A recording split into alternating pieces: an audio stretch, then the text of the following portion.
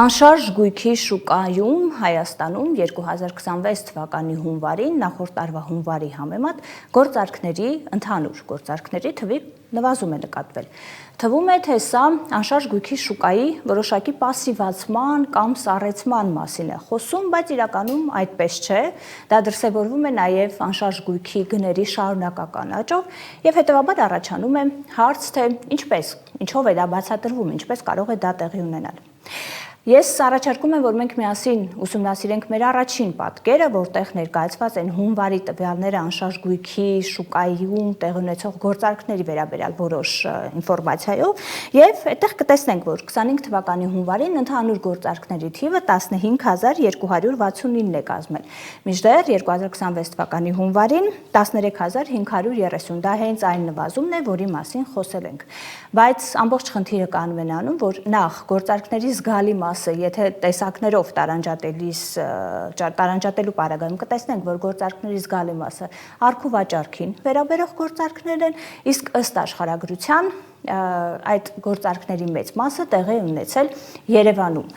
Ուրեմն առք ու վաճառքի գործարքները նախորդ տարվա հունվարի համեմատ 2026 թվականի հունվարին ավելացել են։ Նախորդ տարի մենք ունեինք 3640 միավոր գործարք առք ու վաճառքի, այս տարվա հունվարին 3714։ Ընդ որում դրա ներքո էլ եթե տարանջատված էլի դիտարկելու լինենք, ապա բազմաբնակարան շենքերի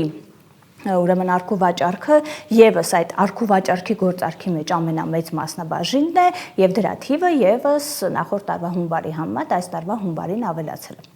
Ինչ է ստացվում այս պատկերից։ Տեսեք, առք ու վաճառքի թիվը ավելացել է,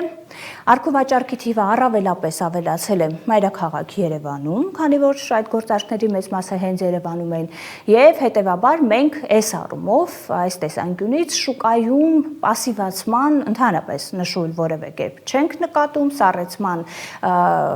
վարքագիծ կամ դրա մասին հիշեցնող գործընթացներ չկան, բայց նաև կենտրոնացումը շարունակում է մնալ մայրաքաղաք Երևանում, ինչը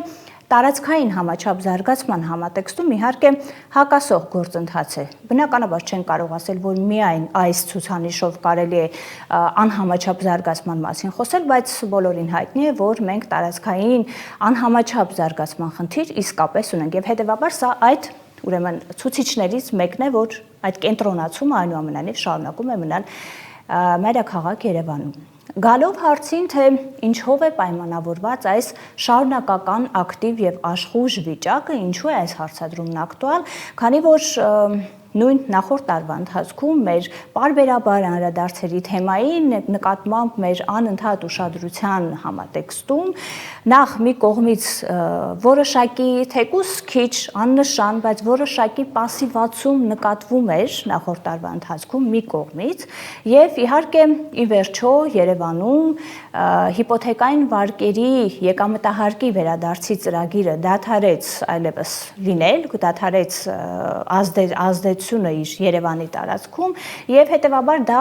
բնական եւ օբյեկտիվ կերպով առաջացնում էր սպասում, որ պիտի որոշակի այդ ծրագրի ավարտից հետո պասիվացում նկատվի, բայց ինչպես մենք տեսնում ենք այդ շատ աննշան սառեցումից հետո այսօր կրկին աշխուժություն կա եւ հարց է առաջանում, թե ինչով դա կարող է պայմանավորված լինել։ Պատճառները իհարկե շատ չեն, կարծում ենք։ Նախ առաջին հերթին պետք է նշել, որ թեև ծրագիրը դադարել է այլևս որպես այդպեսին լինել Երևանում, բայց դեռ կան կառուցապատողներ, որոնք հասցրել են օգտվել այդ ժամանակի առումով տեղավորվել են այդ ընթացքում եւ այսօր դեռ շարունակում են նույն քաղաքացիներին կան տարածքներ, որտեղ կան բնակարաններ, որի վրա այդ եկամտահարկի ծրագիրը դեռ գործում է։ Սա մի գործոն է, որը այդ պահանջարկը շարունակում է պահպանել։ Մյուս գործոնը, որին էլի անդրադարձել ենք, բայց կարծում ենք, որ էական ազդեցություն ունի այս պահանջարկի ակտիվ պահելու համատեքստում, դա այն հանգամանքն է, որ կառուցապատողները այդ եկամտահարկի ծրագրի չեղարկումից հետո բավական ճկուն մեխանիզմների անցան, ուրեմն պահանջարկը պահելու համար այդ մեխանիզմներից տարաժամկետ վճարման տարատեսակ մեթոդներն ու մոտեցումներն են, որոնք ունեցան, փաստորեն մենք տեսնում ենք, որ այդ թվում վիճակագրությունն է դա ցույց տալիս, որ ունեցան իրենց էական ազդեցությունը։ Իսկապես բավական շահավետ պայմաններով տարաժամկետ վճարման հնարավորությունով այսօր հնարավոր է ձեռք բերել կառուցապատողից բնակարաններ։ Իհարկե մյուս գործոնը, որը դեռ պահում է այդ ակտիվ վիճակը, պահանջարկի բավական բարձր մակարդակը, դա բանկերի կողմից շարունակվող ավելի դյուրին պայմաններով վարկավորման ընթացքն է, որը այս բոլոր գործոնները միասին, ինչպես տեսնում ենք, պահպանում է այդ պահանջարկը։ Բնական է, որ պահանջարկի պահպանման եւ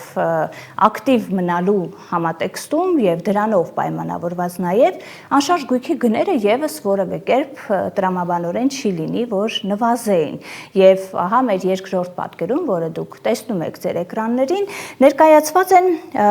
ուրեմն շուկայական արժեքը 1 քառակուսի մետրի Երևանում բազմաբնակարան շենքերի։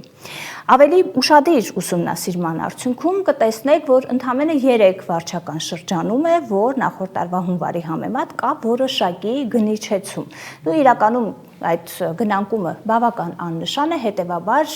կարելի է ասել ընդհանուր առմամբ, որ անշարժ գույքի շուկայի, անշարժ գույքի գները ոչ միայն չեն նվազել, այլ նաև շարունակել են ավելանալ։ Ավելացել են արդեն ներկայացված համապատասխան բարձր պահանջարկով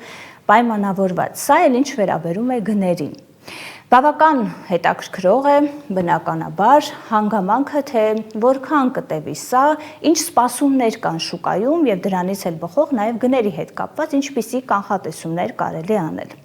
Սպասումների հետ կապված պետք է նշել, որ անշարժ գույքի շուկան իր ուրույն առանձնահատկությունն ունի, բարձր գներից հետո տևական ժամանակ անշարժ գույքի շուկան, այսպես ձևակերպենք, բավական դժվար է վերադառնում ավելի ցածր գներին։ Հետևաբար այդ իներցիան անկախ պահանջարկի վերոնշյալ գործոնների առկայությունից այդ իներցիան պիտի պահպանվեր, դա առավել քան բնական էր։ Հատկապես գործոնների առկայության պարագայում գնաճի հետ կապված կամ այն հանգամանքի հետ կապված, որ անշարժ գույքի գները դեռ կմնան բարձր, կարելի է երևի թե վստահորեն պնդել գոնե առաջիկա ժամանակաշրջանում։ Բայց այստեղ կարծում ենք կարող են լինել նաև այլ սպասումներ, փորձելով նաև ամփոփել մեր այսօրվա հավելվածը, ինչ հնարավոր սպասումներ կարող են լինել, որոնք նոր իմպուլս են ձևավորում անշարժ գույքի շուկայի ավելի այսպես տաք պահելու համար։ Տեսեք, մերձավոր արևելյան զարգացումներ, հնարավոր սցենարներ, իդեպ ոչ վաղ անցյալում նախադեպ եղած սցենարին նման ռուս-ուկրաինական պատերազմի եւ դրանից հետո դեպի Հայաստան տեղափոխված մարդկային եւ ֆինանսական կապիտալ հոսքերին։ Չի բացառվում, սա պնդում չէ, սա առնվազն ենթադրություն է, որ չի բացառվում անշարժ գույքի շուկայում, այդ թվում հնարավոր այս զարգացումներով պայմանավորված ձևավորվել է նոր սպասում, նոր մարդկային եւ կապիտալ հոսքերի, որը իհարկե լրացուցիչ ազդակ պիտի հանդիսանա անշարժ գույքի շուկայի աշխուժացման եւ բնականաբար նաև գների շարունակական աճի համար։